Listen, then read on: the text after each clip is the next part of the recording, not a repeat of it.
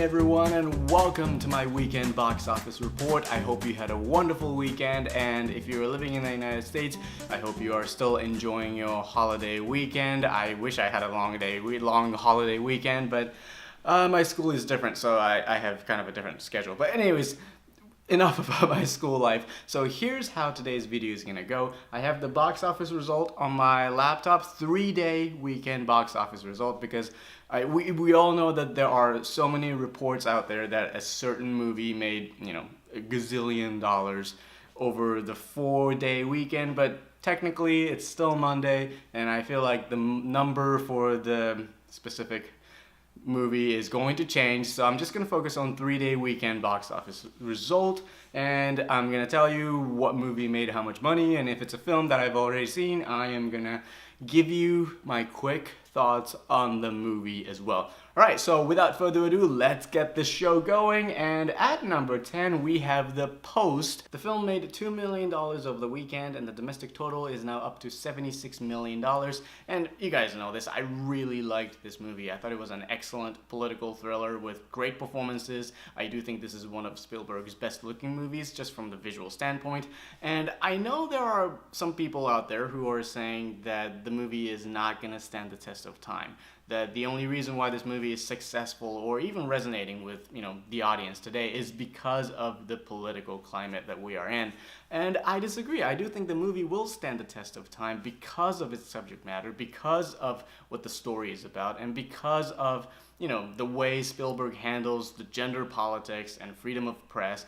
And, and it is, a film about corrupt authorities trying to, take down these people. So yeah, I think the movie will, hold up even like 10, 20 years from now, and I hope it does. That's just my hope. Alright, moving on, and we have Winchester at number 9. The film made $2.1 million over the weekend, and the domestic total is now up to $21 million. And I haven't seen this movie yet, and I'm not going to because I'm just not interested, even though it has talented directors, talented actors, and has a very intriguing story. I'm also not a huge fan of this particular genre either, so yeah. There you go. And moving on, and we have Maze Runner: The Death Cure at number 8. The film made $2.6 million over the weekend, and the domestic total is now up to $54 million.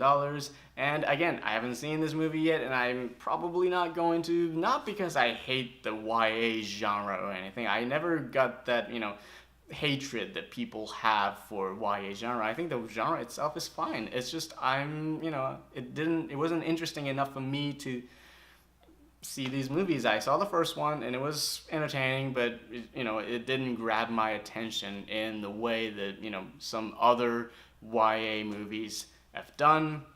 But as financially the movie is a success, I think. Let me see, the worldwide box office is now $259 million, so it is a financial success, and maybe it's not the great success that the studio was hoping for, but it is a success nonetheless. And moving on, and we have Early Man at number 7. This is its first weekend, and the film made $3.1 million.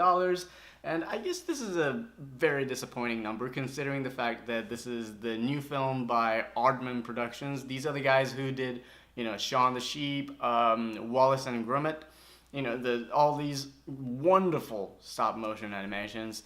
And only $3.1 million, and that's disappointing. I haven't seen the movie yet, and I really want to see the movie because I'm a big fan of the stop-motion animation, but again, it's only showing at, one theater in my city. It's not my go-to theater, so yeah, it's kind of a hustle to go there. But I do want to check it out. I think it looks really charming and it looks really adorable.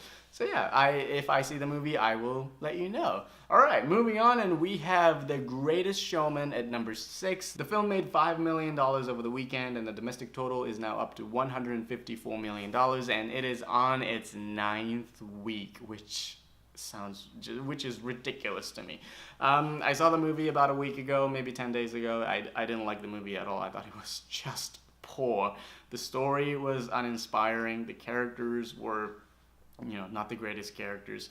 And the songs were not that memorable either. It was so dull. I really struggled to stay awake because like there was so much stuff that I just found really boring.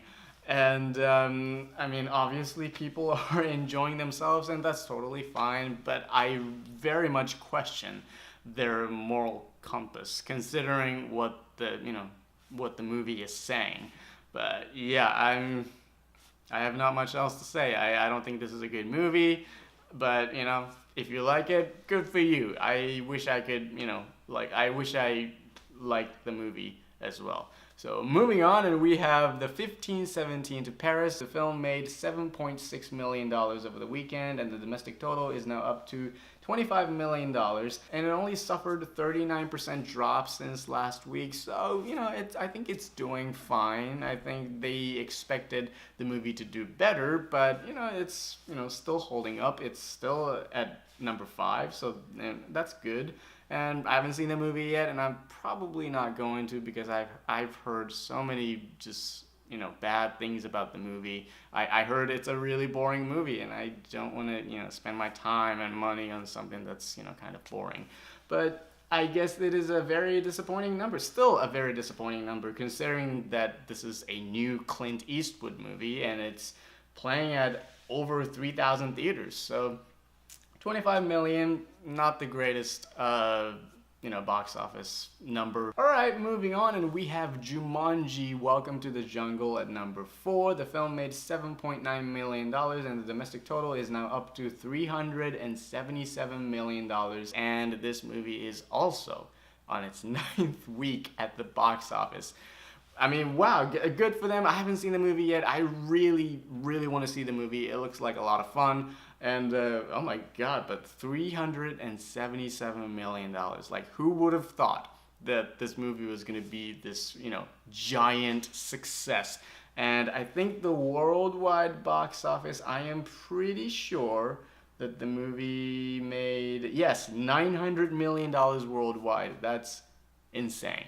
That's just insane. I really want to see the movie, and I'm going to try to see the movie sometime this week.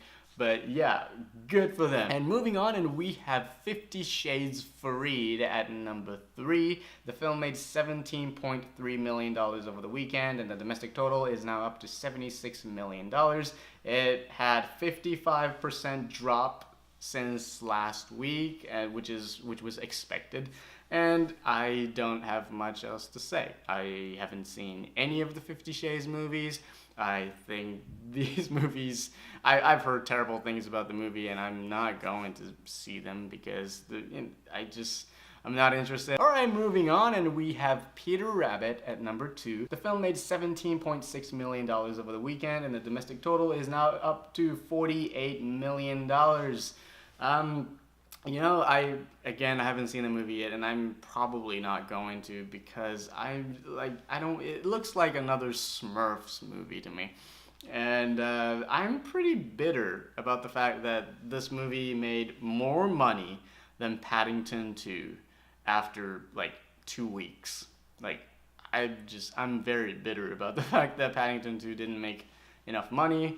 And this Rabbit movie is making a lot of money.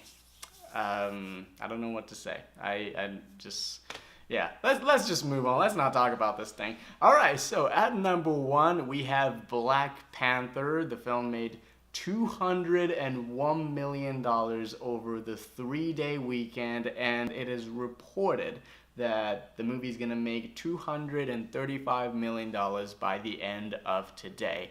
And I'm so happy for this movie. I'm so happy for Ryan Coogler. I'm so happy for Marvel. I'm so happy for, pretty much everyone involved in this project. And let me see. I think it is officially the second biggest opening for a comic book superhero movie, just under The Avengers.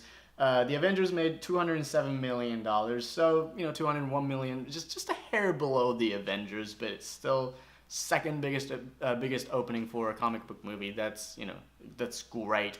And it is the biggest grossing movie, at least in North America, but directed by a black filmmaker. So that's just wonderful.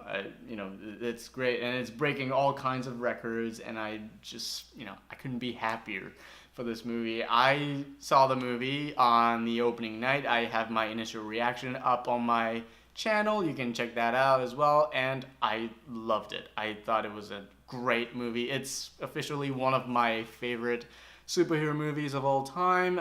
This movie was really exciting. It was really exciting. I was really impressed by like how great this movie was. I knew I was gonna enjoy the movie because, you know, it's a Marvel Studios movie, and I mean, I like, you know, comic book movies in general, but I was really impressed. I was really surprised by how great this movie was. It has a great story and great characters, and, you know, it had a little bit of social commentary, you know, political message, and yeah, it was such a well done movie. I really liked it. It's really great. If you haven't seen the movie yet, please do check it out. I think it's a really great movie.